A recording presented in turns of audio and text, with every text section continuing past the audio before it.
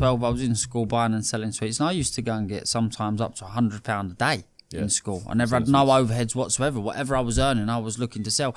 And I managed to find out where the cash and carry was. Yeah.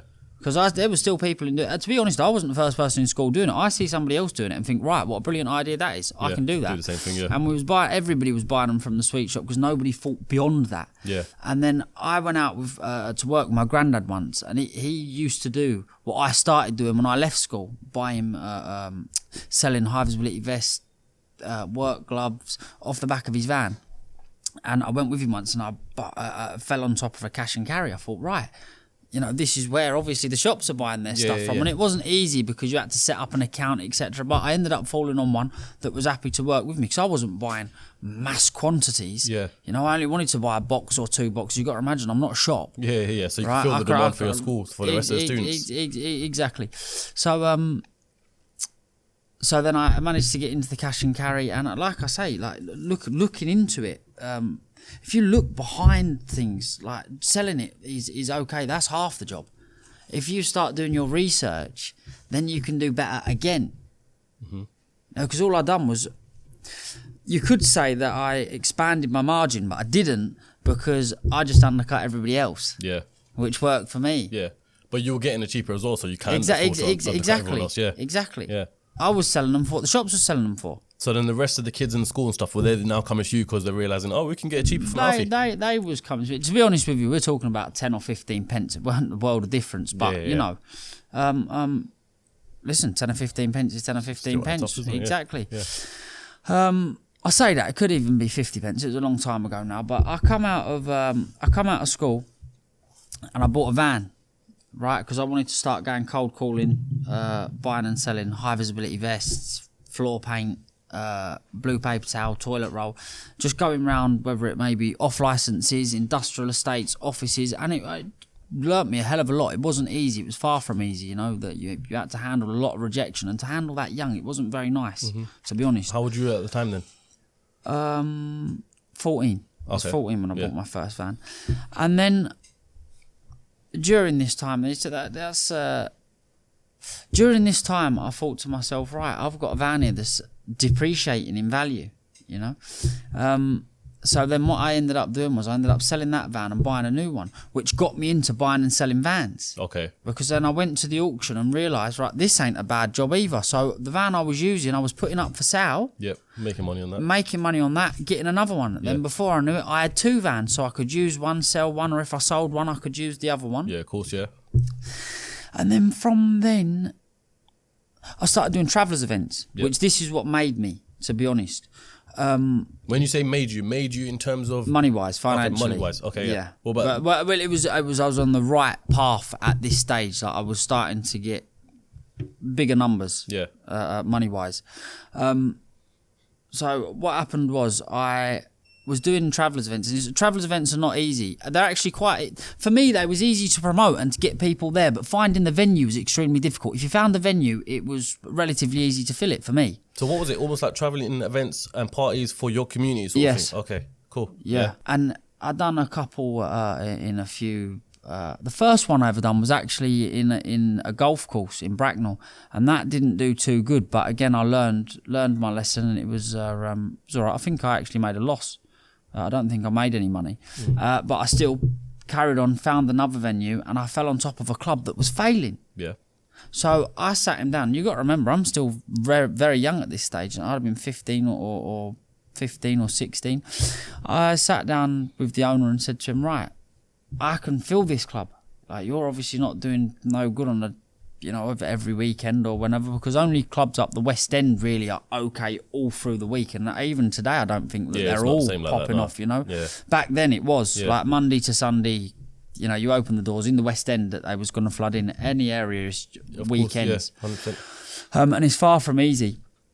And I sat him down and said, right, I can put travellers events on. And nobody really wanted to touch travellers events because it would tarnish the reputation of the venue. Yeah. Like after that, like the venue, not many people would go to it after that. You know, if it had the traveller attached, the traveller reputation that travellers are going there attached to it, then a lot of the I don't know if you'd call them normal people or non-travellers wouldn't want to go there. And the non-travelling party scene is a lot bigger than the travelling party scene. Yeah. And with the traveller parties that I used to do, there had to be an occasion, i.e. Christmas, Valentine's, New Year's. I couldn't just go Saturday, Sunday, Monday. Okay, so it was never random sort of things. Well, it was random events, but for Valentine's, Christmas, I had to have an occasion. Yeah, okay. Yeah, makes sense, yeah. That's what I'm saying. You wouldn't just randomly open up on a Wednesday and call it, have a party there. My Halloween was very good. So, but it was a traveller event. So Christmas, Halloween, Valentine's Day was the days that I would do them. Yeah. And like I say, to find a venue was hard. But once you found a venue, and I did find a venue, which I could do them regularly, which also worked a lot better having a regular venue. And usually even if you did find a venue, you'd only be able to use it once. This venue I found, which was regular, or I'd done several parties there throughout the year, like all the events, whether it was Christmas, Valentine's, Halloween, New Year's Eve. So break this down for me then. So you found a club that was a bit dead almost. You sat down with the owner. Was this the first time you had met the owner of that club? Come through a friend. Yeah. Okay, so you had your reputation behind you. He didn't know who's like this, for example, this 15-year-old, 16-year-old boy coming in talking about parties. Do you know what I mean? He knew who he was, or... Yeah, he would have known of me through a friend. Okay, so he took you serious then at the point as well? Well, for a job like that I don't know whether he took me serious or not, but what I was telling him what I could do, he had to give me a chance. His club was failing anyway. Yeah, okay. So he never really had nothing to lose. He had to bank on the risk anyway. So and he was a lot older, and he was not in touch clearly with how things was at the time, because his club wasn't doing any good. And I've said this before, the idea of owning a business sometimes is way better than it actually earning money. Like, you think to yourself, wow, I've gone to a nightclub, I'm going to do this, I'm going to open the doors and everyone's going to flood in. It doesn't work like that in any which way, shape or form. I made that mistake because the club I am talking about, I then went on to go and buy.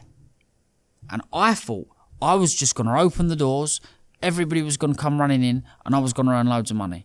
Well, I didn't. I hemorrhaged money hand over fist. You do not understand the expenses. I was having bills chucked at me that I didn't even know about. One in particular was a PRPS license. I'll never forget it, which was like a music license to play music in the venue. I looked at it. It come in at about 3 or 4 grand. I thought to myself, and I'm 16 at the time. So you got to have a music license to play music in the club? Well, of course. Well, damn, I didn't even know that bit.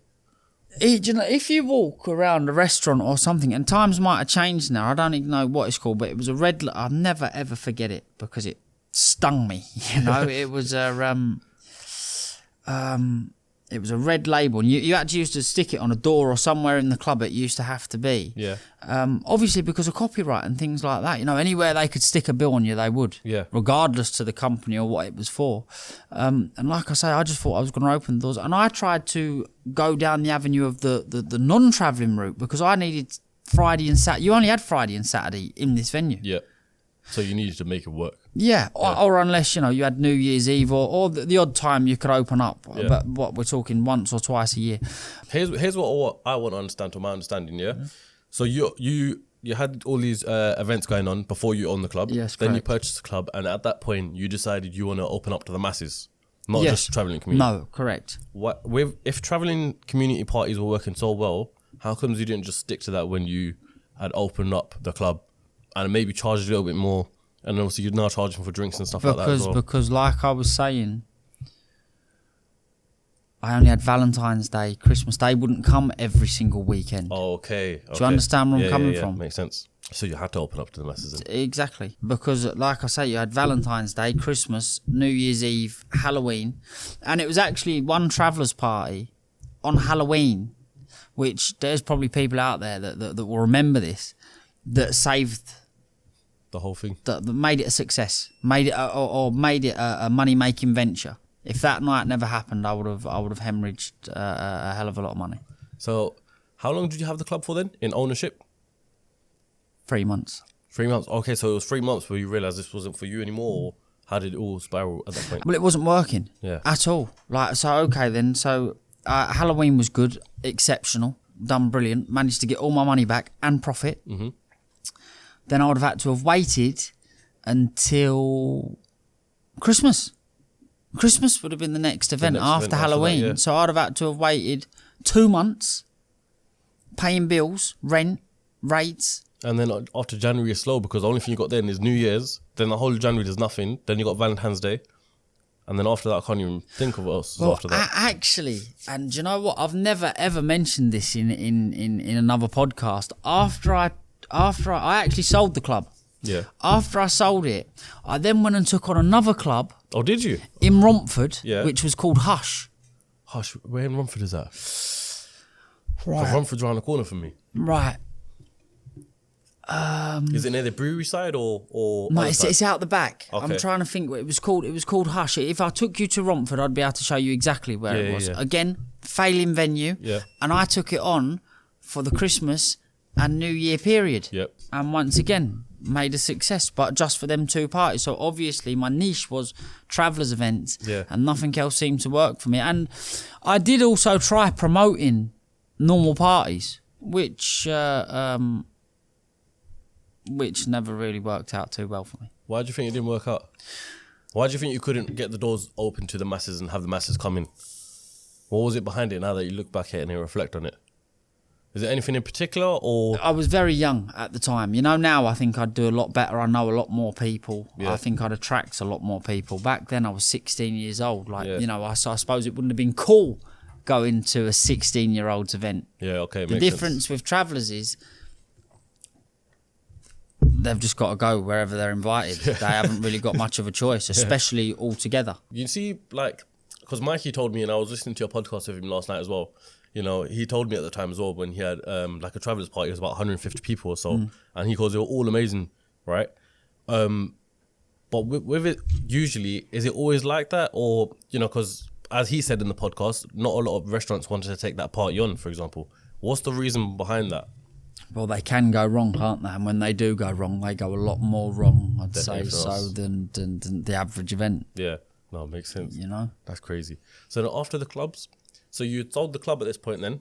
Yep. You done 2 more events in another club in Romford.